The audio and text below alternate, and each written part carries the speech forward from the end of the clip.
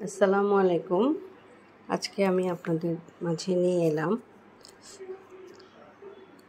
লাউয়ের পাতা দিয়ে, এটা হলো বাঁশপাতা শুটকির বড়া, বাঁশপাতা মাছের শুটকির বড়া।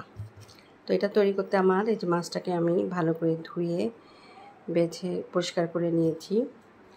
লাগবে আমার পেঁয়াজ, রসুন, শুকনো মরিচ বাটা, লাউ পাতা। তো এখন এগুলিকে আমাকে বেটে প্রসেসিং করতে হবে।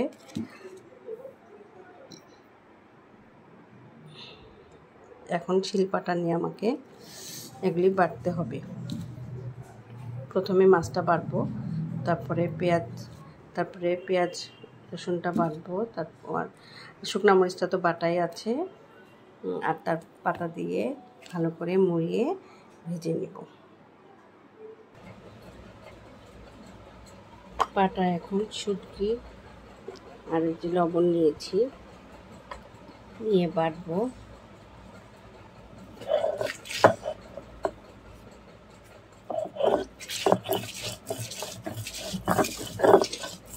হিং করে বাটবো, সাথে মরিচ বাটাটা দিয়ে দেব।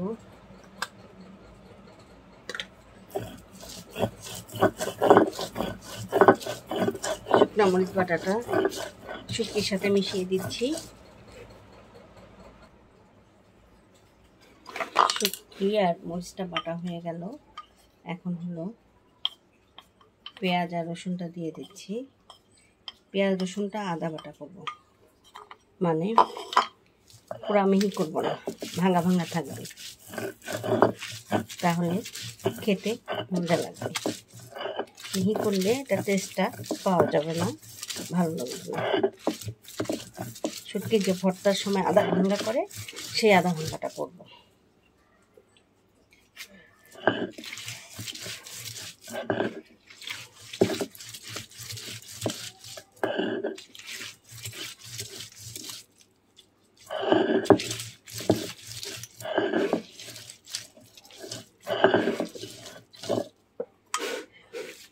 সব কিছু আমার মেশানো হয়ে গেছে।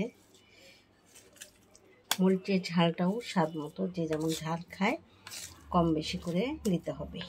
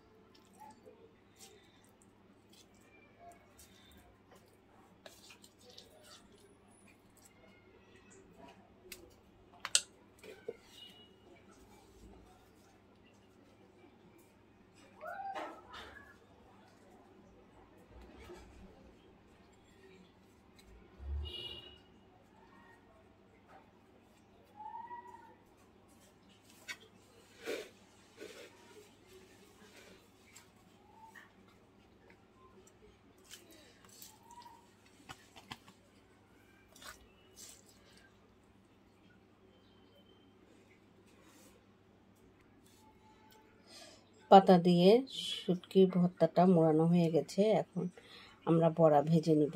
বড়া তৈরি করে নিয়েছি লাউ পাতা দিয়ে শুটকির বড়া। মাশাআল্লাহ, খুব সুন্দর দেখাচ্ছে, সবুজ। এখন আমরা সরিষার তেল দিয়ে এটা ভেজে নিব।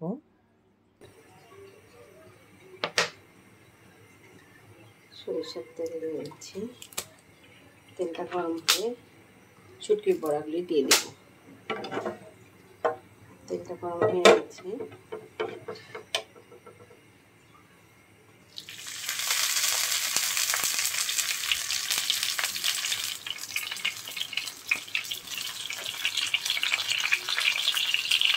জালটা একটু কমিয়ে দিচ্ছি।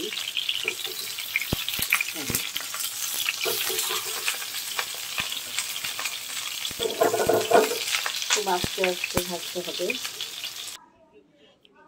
আলহামদুলিল্লাহ, হয়ে গেল আমার শুটকি লাউয়ের পাতা দিয়ে শুটকি মাছের বড়া এবং লাল চালের ভাত। খেতে সেই মজা, আর তার সাথে থাকে যদি বোম্বাই মরিচ, আর কি। তো আপনারাও তৈরি করে ফেলবেন লাউ পাতা দিয়ে শুটকি মাছের বড়া। কারটা কেমন হয়েছে কমেন্টে জানাবেন, আমারটাও কেমন হয়েছে আপনারা জানাবেন। আল্লাহ হাফেজ।